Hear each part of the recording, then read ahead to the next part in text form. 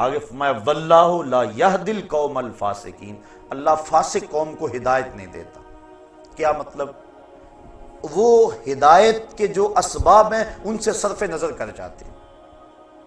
مجھے بڑی اچھی طرح یاد ہے، ہم بچے تھے بالکل، اپنے اساتذہ کے ہمراہ کہیں پیدل سفر پہ جا رہے تھے، راستے میں یہ جو بٹن ہوتے ہیں ان کی ایک پلاسٹک کی تھیلی ملی، ایک طالب علم نے شوق سے خوشی سے کہ مجھے گمگشتہ چیز ملی اٹھائی، اور استاد جی یہ دیکھو بٹن ملے ہیں۔ میں لگے بیٹا پھینک دو، مالے لکتا ہے 6 ماہ تک کہاں اس کا مالک تلاش کرتے پھرو گے۔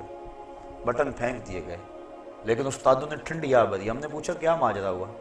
مان لے کہ سمجھے نہیں اس کی تعبیر کیا ہے، کہا ہم تو نہیں سمجھ پائے، بٹن مل گئے پھینک دیے، کسی کے گر گئے ہوں گے۔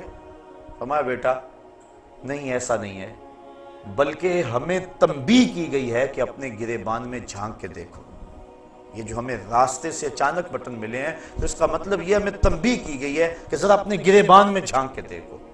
تو جب کسی کو ہدایت ملتی ہے تو ایسے معمولی واقعات سے مل جاتی ہے، اور جب ہدایت نہیں ملتی 1,00,000 انسان زمین میں دھنس گیا، ملبے اوپر آ گئے اور وہی قبریں بن گئی، پہاڑ ٹکرائے، پلازے کے پلازے زمین میں جذب ہو گئے، اور موت کا وہ جھٹکا، اس کی کھٹک ہمارے مکانوں، ہمارے محلوں اور کوٹھیوں تک بھی پہنچی۔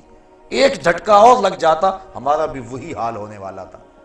لیکن اتنے انسانوں کی چیخیں، سسکیاں، آہیں، رونا، اور ان کا قبر میں بے گور و کفن اور جنازے کے بغیر دفن ہو جانا، یہ ہمارے ہلانے کے لیے کچھ سبب نہ بنا، اور ہم جہاں تھے وہیں رہے، پوری قوم 1 انچ بھی نہ سرک سکی اپنی جگہ سے۔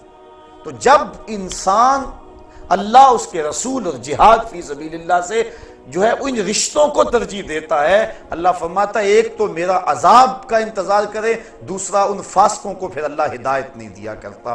بڑے بڑے سامان ہدایت کے آ جائیں لیکن وہ اس سے عبرت نہیں لیتے، بلکہ وہ اسی طرح زندگی گزارتے رہتے ہیں۔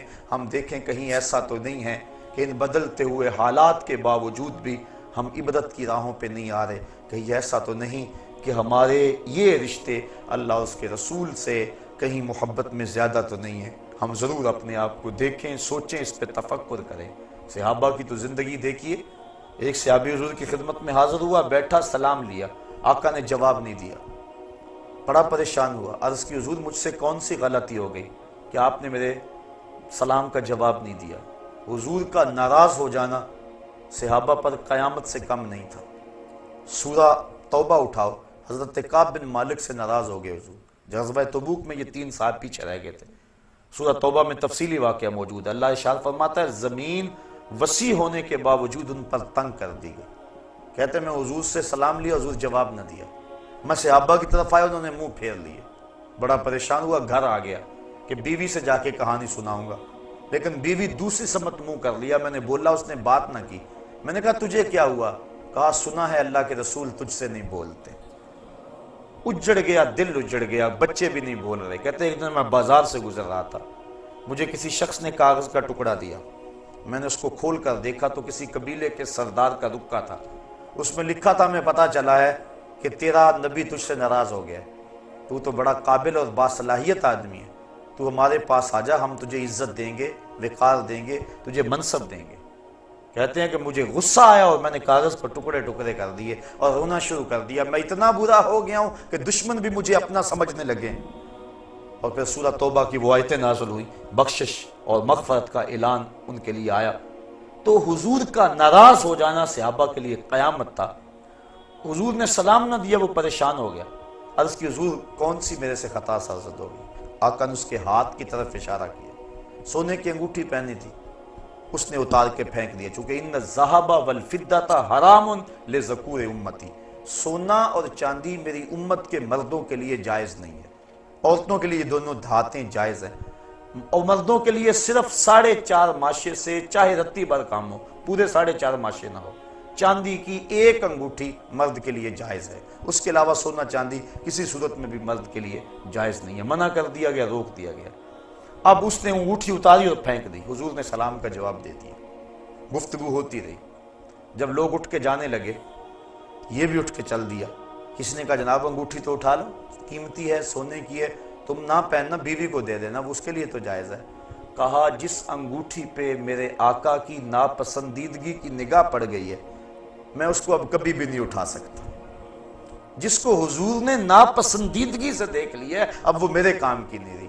یہ تھا ان کا پیار اور یہ تھی ان کی محبت۔ مدینے کی گلی سے گزر رہے ہیں، ایک گنبد نما مکان بن رہا تھا بہت اونچا، کہا کس کا ہے؟ کہا فلاں انصاری کا ہے۔ زبان سے کچھ نہیں کہا، چہرے پہ ناگواری کے آثار ظاہر ہوئے۔ کسی نے اس انصاری کو جا کے بتا دیا، 2 4 5 دن بعد دوبارہ گزرے، دیکھا کہ وہاں مکان نہیں تھا۔ کہا میاں کل پرسوں یہاں ایک مکان ہوا کرتا تھا۔ کہا حضور وہ تو گرا دیا گیا۔ بلایا انصاری کو، میاں مکان کیوں گرا دیا؟ کہا سنا تھا آپ کو پسند نہیں، بس میں اس کے اندر بود و باش اور رہائش کیسے کر سکتا تھا جو آپ کو پسند نہیں ہے۔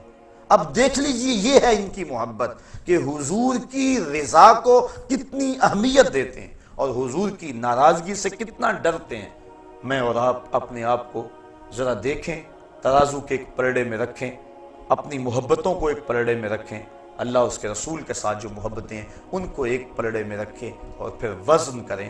اور اس آیت کو سورہ توبہ کی آیت نمبر 24 ہے، کسی بھی مترجم کا ترجمہ پڑھ کے دیکھ لیں اور دیکھیں کہ قرآن کیا کہہ رہا ہے۔ ترجمہ پھر سن لیں، قُلْ إِنْ كَانَ آبَاؤُكُمْ، حبیب فرما دو اگر تمہارے ماں باپ، وَأَبْنَاؤُكُمْ تمہارے بیٹے، وَإِخْوَانُكُمْ تمہارے بھائی، وَأَزْوَاجُكُمْ تمہاری بیویاں، وَعَشِيرَتُكُمْ تمہارے قبیلے، وَأَمْوَالٌ اقْتَرَفْتُمُوهَا تمہارے کمائی کے مال، وَتِجَارَةٌ تَخْشَوْنَ كَسَادَهَا اور تمہاری وہ تجارت جس پر کساد بازاری کا ڈر لگا رہتا ہے، وَمَسَاكِنُ تَرْضَوْنَهَا اور تمہارے پسندیدہ گھر، أَحَبَّ إِلَيْكُمْ تمہیں زیادہ محبوب ہیں، مِنَ اللَّهِ وَرَسُولِهِ وَجِهَادٍ فِي سَبِيلِهِ اللہ اس کے رسول اور جہاد فی سبیل اللہ سے، فَتَرَبَّصُوا تو پھر انتظار کرو، حتیٰ یاتی اللہ بِأَمْرِہ کہ اللہ کا فیصلہ آ جائے، واللہ لا یہدی القوم الفاسقین اور اللہ فاسق قوم کو ہدایت نہیں دیا کرتا۔ اللہ قرآن مجید ہماری ہدایت کا ذریعہ بنائے اور ہمیں اس کا فہم، نور اور روشنی عطا فرمائے۔ اور اسی کے ضمن و ذیل میں کچھ باتیں آپ کے گوش گزار کروں گا۔ اللہ تعالیٰ میری زبان پہ کلمت الحق جاری فرمائے۔ ارشاد فرمایا، قُلْ إِنْ كَانَ آبَاؤُكُمْ اے حبیب فرما دو اے لوگو اگر تمہارے ماں باپ، آبا باپ لیکن طبعاً مائیں بھی شامل ہیں، وَأَبْنَاؤُكُمْ اور تمہارے بیٹے اور ان کے اندر بیٹیاں بھی شامل ہیں، وَإِخْوَانُكُمْ اور تمہارے بھائی، بہنیں بھی بھائیوں میں شامل، وَأَزْوَاجُكُمْ اور تمہاری بیویاں، وَعَشِيرَتُكُمْ اور تمہارا قبیلہ، وَأَمْوَالٌ اقْتَرَفْتُمُوهَا اور تمہارا کمائی کا مال، وَتِجَارَةٌ تَخْشَوْنَ كَسَادَهَا اور وہ مال تجارت جس پر تمہیں کساد بازاری کا ڈر لگا رہتا ہے، وَمَسَاكِنُ تَرْضَوْنَهَا اور تمہارے پسندیدہ گھر، أَحَبَّ إِلَيْكُمْ مِنَ اللَّهِ وَرَسُولِهِ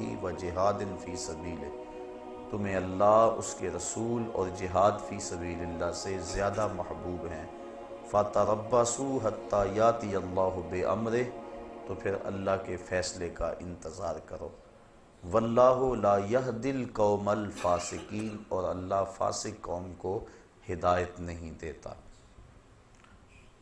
وہ 8 چیزیں جن سے انسان کا گہرا تعلق ہے اور فطری طور پہ جن چیزوں سے محبت کرتا ہے وہ اس آیت کریمہ میں گنوا دی گئی۔